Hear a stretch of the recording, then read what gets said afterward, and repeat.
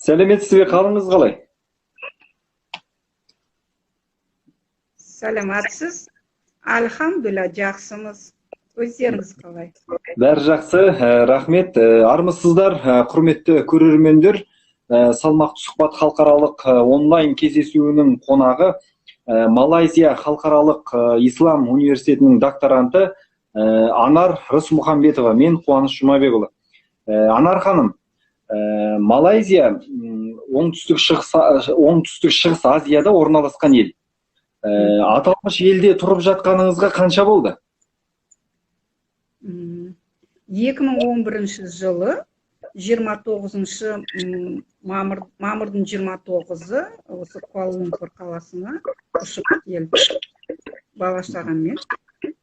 Содан бері тұрып жатырмыз. Түсінікті. 10 жылға кетті. Түсінікті. Жалпы Малай, Қытай және үнді, яғни үш көне мәдениеттің үйлесім тапқан жері Малайзия елі. Осы елге алғаш келгендегі ерекше әсер еткен жайттарды еске түсірсеңіз.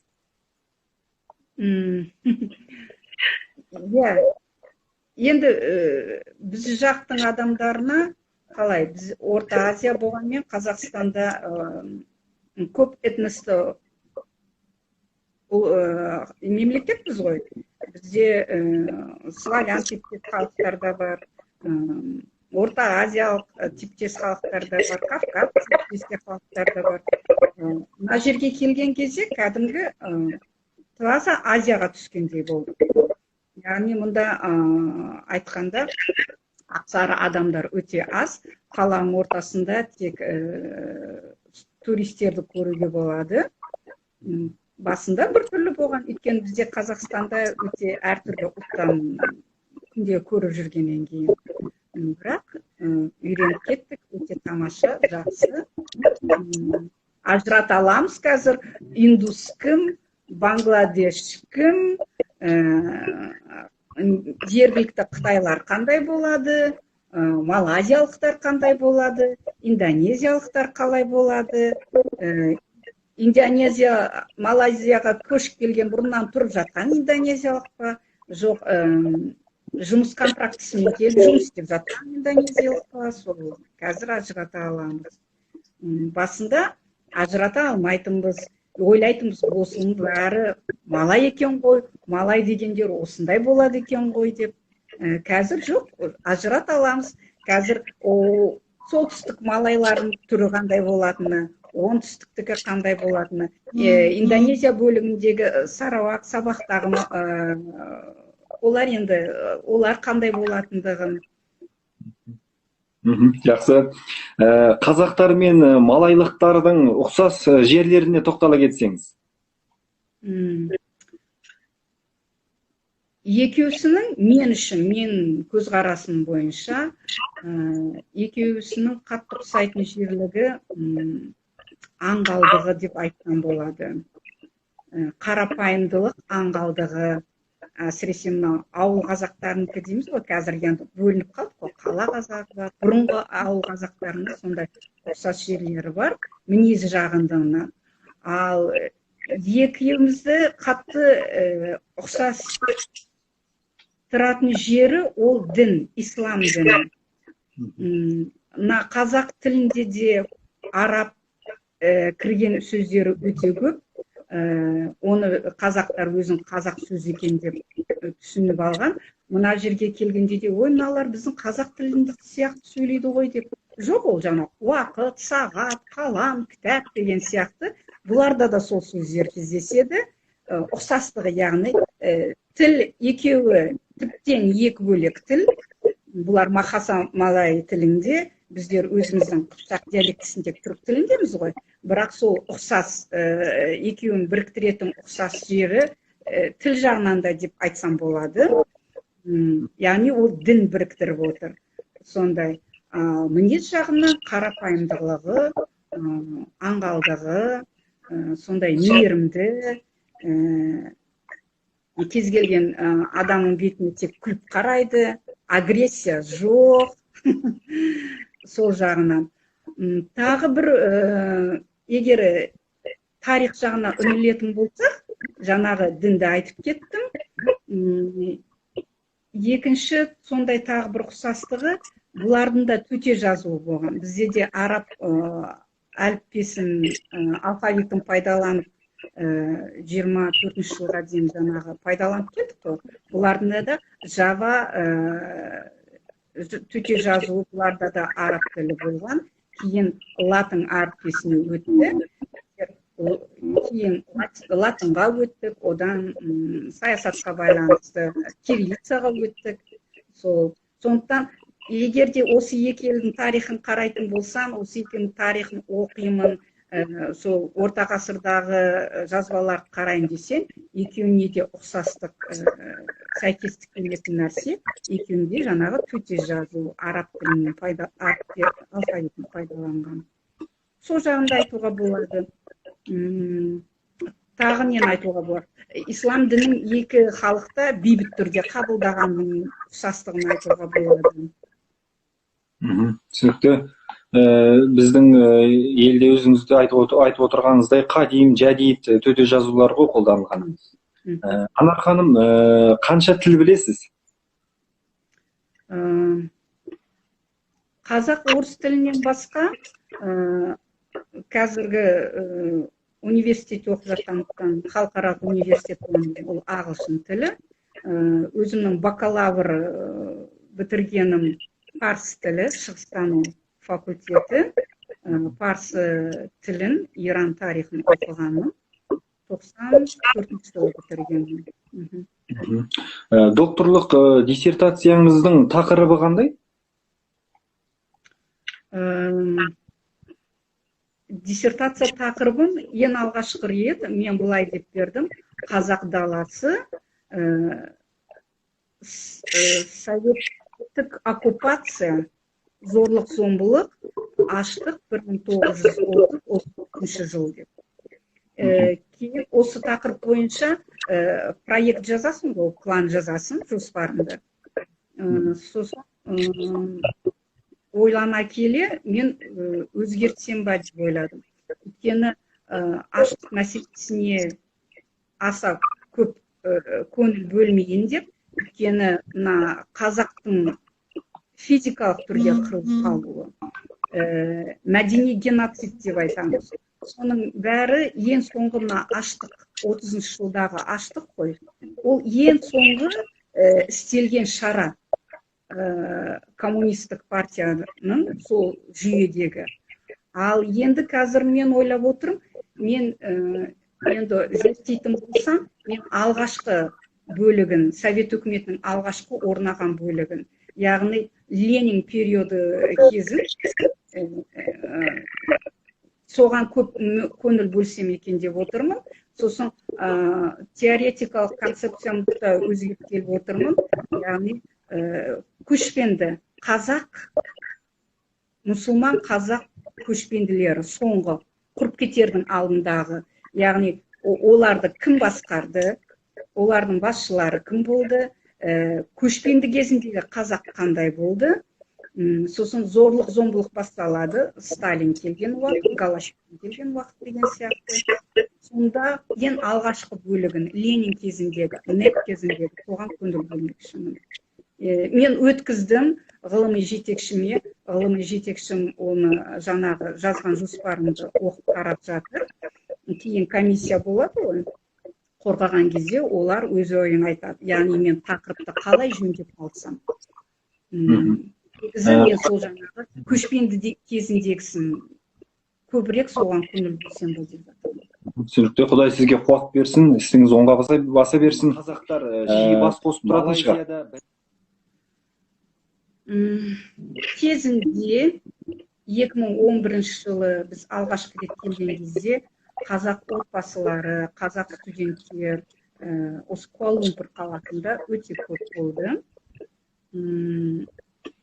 Сол кезде жиі бас қосып, бірге сұхбаттасып, отбасыларымыз кездесіп, балаларымыз бірге ойнап, сосын қазақ тілін балалар ұмытқамасын деп, қазақ тілін үйретіп, сондай шаралар жасаған болатынбыз. Қазір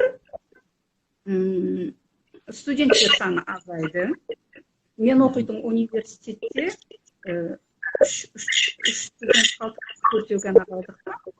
COVID-19-ға байланысты екеусі қайтып кетті, қазір екеуміз ғана қалдық. Сонымен бір 3-4 отбасы, немесе студенттер ғана қалдық. Бірақ альхамдулилля бармыз әлі бармыз, әлі жиі кездесіп тұрамыз. Мұнда келгеннен кейін, елді сағынғаннан кейін, бір-бірімізге өте жақын, енді адам не дейді, өт ортасы. Үстінде қазақпыз ғой. Қазақпыз, етімізді асып, бауырсағымызды пісіріп, қайсымыз болмасын ауылға барып келсек, міндетті түрде жиналамыз, өйткені қазы қартасын көтеріп келеді. Немесе біреуімізге сол туыстарымыз келіп жатса, олар да сол қазы қартасын, құрт ірімшігін көтеріп келеді. Сол кезде бәріміз бас қосамыз, әре-сәре болып. Сол жаңағы қызық оқиғалар дейді ғой, аэропортта алуға келуге болмайды ғой, етті. Енді ол бүткіл дүние жүзінде қазақ бірінші сол құрт ірімшігімен қазы қартасын тасиды. Соны кейде тексеріп қалады. Тексерген кезде ашады, сол кезде ана малай офицерлері таңғалады, ашсындар ма, мына етті неге тасып жүрсіңдер деп. Енді бұлар не ғой, жылқы еті жемейді.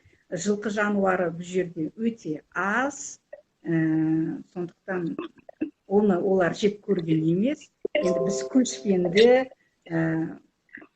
не дейді, қыпшақ даласында өмір сүрген, біздікі мәдениетіміз бөлек, ас тамағымыз бөлек. Сондықтан оларға әрине түсіну қиын. Бірақ альхамдулилля қазақтар өте жиі кездесеміз. Жақсы. Куала-Лумпурда ағылшын тілін оқыған едім. Одан бері 10 шақты жыл өтіпті. Әлемге әйгілі Петронас Twin Towers'ты жақсы білеміз. Одан бөлек жалпы Малайзияға барған жолаушылар міндетті түрде көрулері керек деп қандай жерлерді айтар едіңіз? Енді бізде ең алғашқы келген кезде негізі қазақтар өз көзқарасы Малайзияға келген кезде қалай не деп келеді? Бәрі бір демалуға, екі мұхиттың ортасында жатқан полуостровтың сондай не ғой, мемлекет. Мына жағы Үнді мұхиты, мына жағы Тынық мұхиты, бәрі жаңағы жағажайға барғысы келеді, пляжға.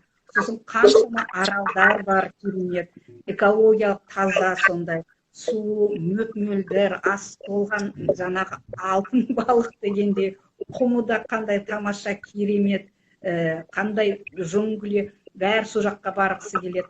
Біз де осы Куала-Лумпурдағы зәулім жаңағы биік ғимараттарға баратынбыз, сосын үлкен зәулім жаңағы дүкендер, бұлардың негізгі экономикасы да соған байланыстырып қойған ғой, жаңағы турист өте көп келеді, сондықтан не бір керемет заңғар дүкендер, аттракциондар, парктар, хайванаттар жаңағы бағы деген сияқты, сондай көп курортты орындар. Кейін мына университетте мен ең бірінші магистратурасына түстім. Ондағы оқыған кафедрам тарих және өркениет деген.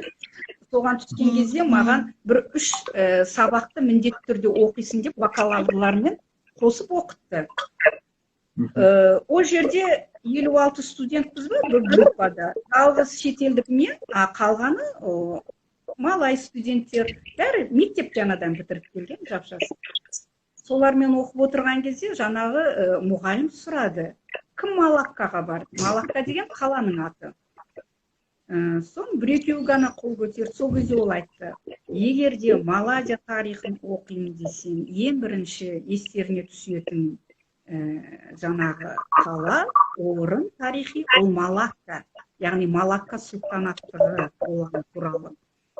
Соған міндетті түрде бару керек. Малайзия еліндегі ең тарихи орындар сақталған, яғни ғимараттар сақталған, сол Малакка қаласы. Соған міндетті түрде баруларын керек деп.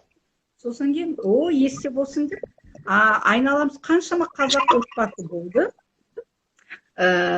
олардан сұрасам, ешқайсы бармаған, білмеген. Сонымен біздер бардық. Ол жерде Малакка өзені бар, кәдімгі Венецияда қаланың ортасы су ғой, қайыққа отырып, мысалы, Италияда, Венецияда, сол сияқты бұл да бір Венеция сияқты.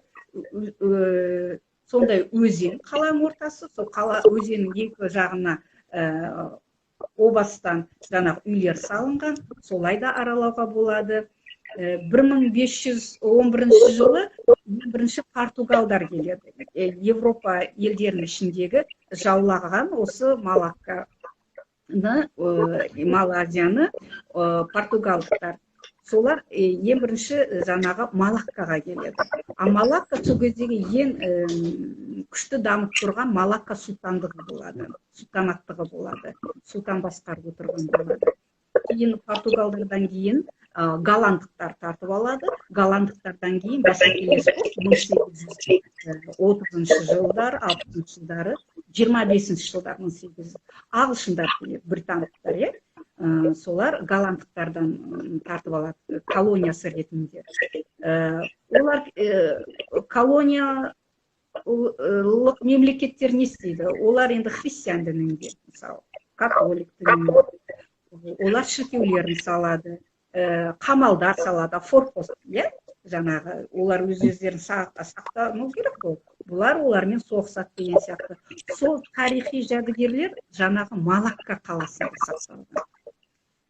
Егер кімде-кім Қазақстаннан келем десе, жалғыз жаңағы жақсы демалатын аралдармен қатар, осы Малакка қаласына барса, тарихи жәдігерлерді көрем десе, осы Малакка қаласында өте көп сақталған. Түсінікті. Түркиядан, Ираннан қосылып отырған көрермендер бар екен, қош келдіңіздер дейміз. Анар ханым, малайлықтардың ерекше салт дәстүрлері жайлы айтсаңыз. Енді бізге қызық көрінетін, қалай айтсам екен, бізде көшпенділік, біз көшпенді халық болғандықтан, біз мына отырықшы халықтардан мәдениетіміз, түсінігіміз басқашалау болды. Қасымыздағы өзбектерді де алсаң да, ұйғырлардан да алсаң да, біз өзі ерекшеміз. Ал мынау оңтүстік қиыртыстағы халықты алсаң, ол тіптен бөлек.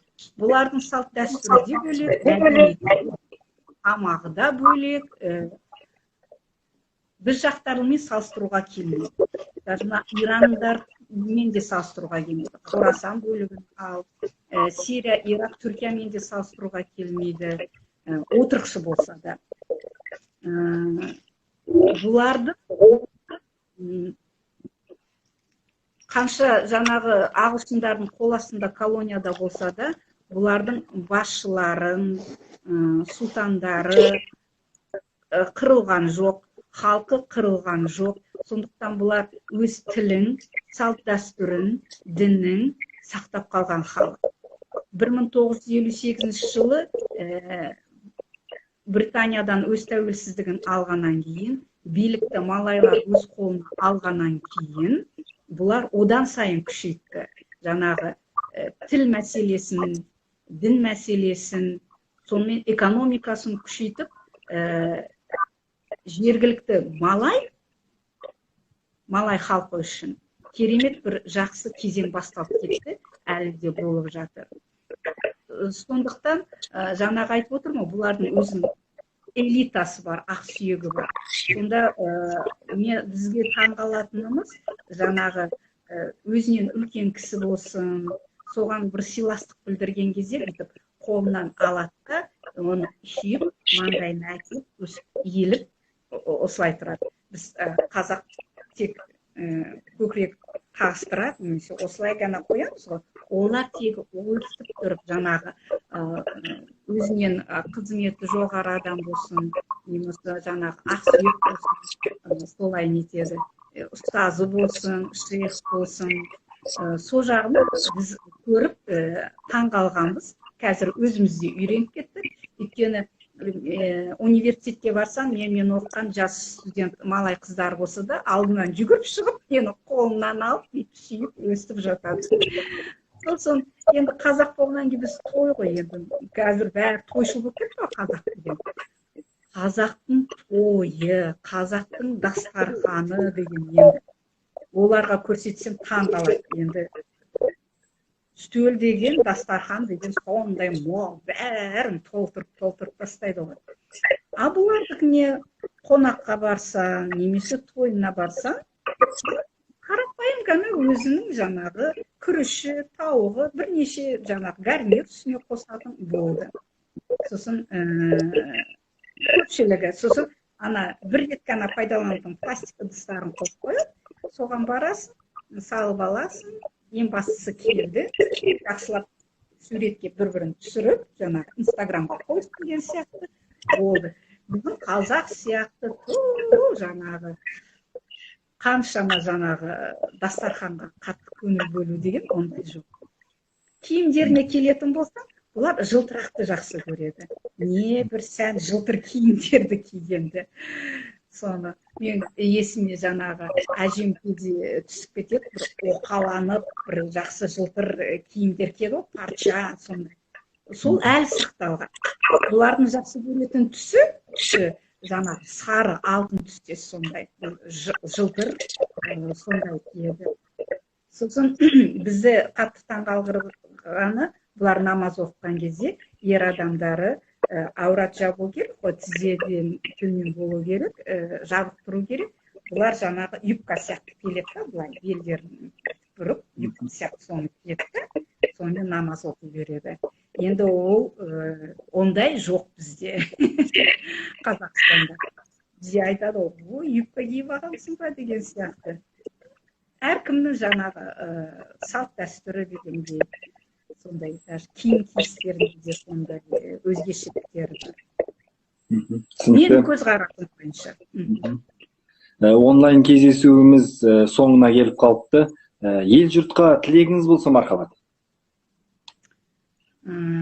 Енді әр қазақ, жүрегі қазақ соғатын адам елің жерің ойлайды.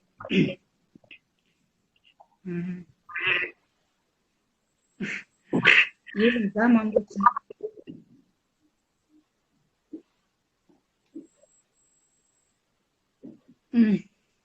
Мынау басталып кетті ғой, алғашқы толқын деді, көп қазақ ауырды, көп қазақ қайтыс болды. Сол қайталанбасын, Алла жар болсын. Анар ханым, уақыт тауып сұхбат бергеніңізге көп рахмет. Аман болыңыз, жақсылықта жүздескенше. Сау болыңыздар. Айтқаныңыз. Жақсы.